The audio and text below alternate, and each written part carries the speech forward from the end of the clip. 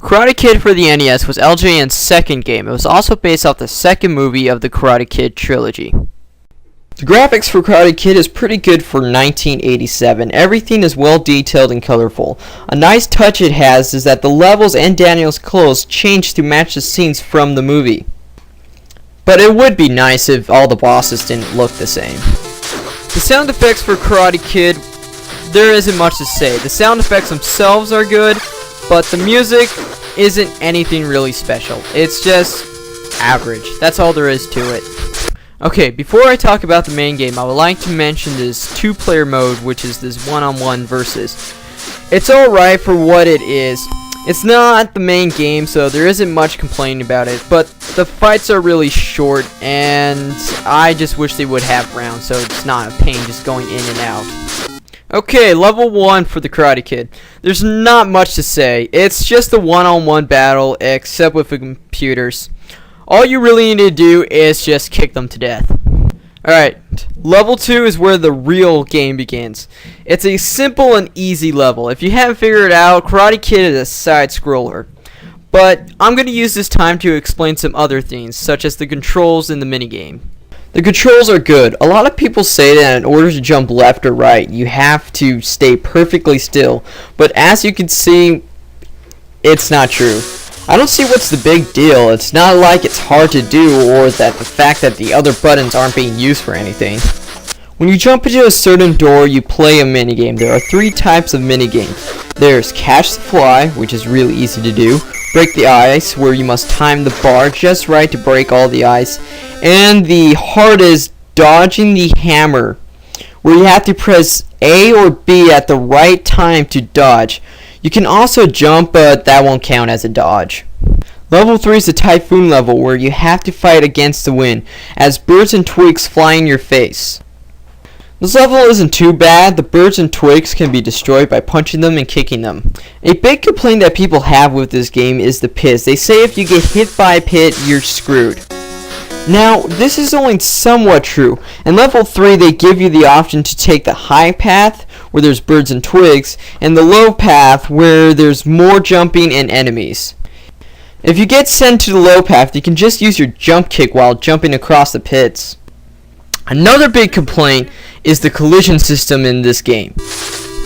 The problem is, when you touch the enemy, you fly back regardless if he hit you or not. You don't lose any health, but you fly back. Now, this is a problem because if you get sandwiched, you're going to be flying back and forth repeatedly until either one of the guys are dead or you are dead. To avoid this, you need to kill one of the enemies ahead of time. Use your kicks because they're the longest reaching attack. Now, level 3 isn't really too hard of a level.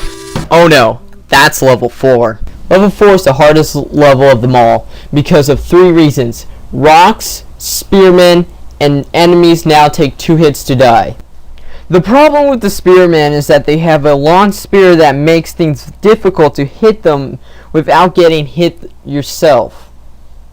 With that spear, they're constantly pushing you back and hurting you at the same time. It gets really annoying. Also, they can go through the terrain, which is kind of weird. You know, I'm sure there's a way to actually hit them without getting hit first, but I just don't know how. I mean, I just keep trying, and they just keep beating me, and, wait. Oh, that's it? Oh, so apparently the secret to the spearman is all you have to do is just punch him in the crotch. Alright. So just duck down, punch at the right time, and you hit the spearman without getting hit first. The boulders are really annoying because they're always coming at the left, and it seems like they're always there at a time where you're surrounded by enemies, which makes things really annoying. But, you know, it's okay because apparently they're actually Goombas that you can just stomp on. So now the enemies take 2 hits to get defeated. This becomes a real pain because it seems like in this level they come from both sides of the screen more often than the other levels. So you're probably going to get sandwiched up more times here than ever.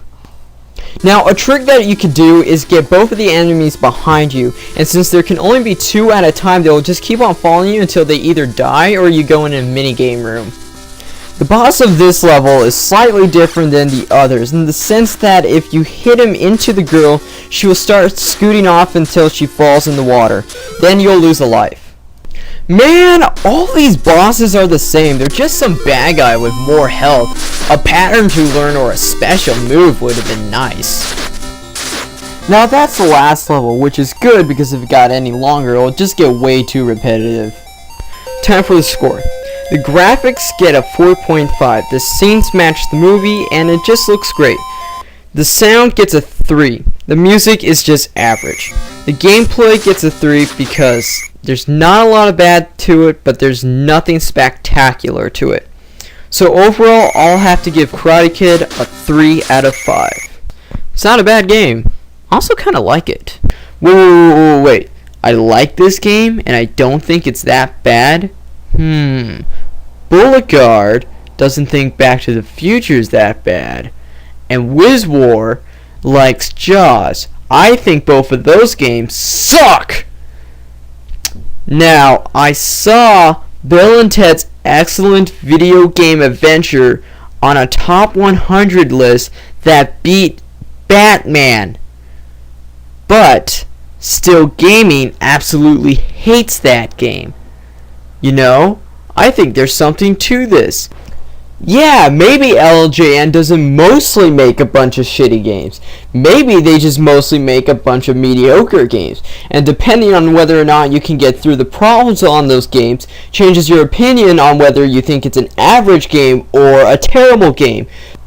Now, there's still a small chance that you're probably going to be liking most of LJN's games.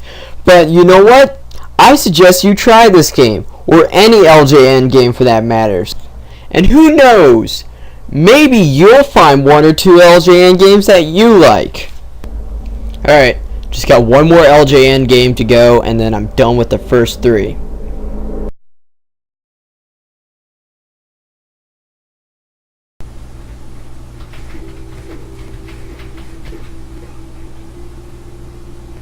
Oh, you jump on it? You Super Mario Brothers jump on it. Oh my god! That's so stupid.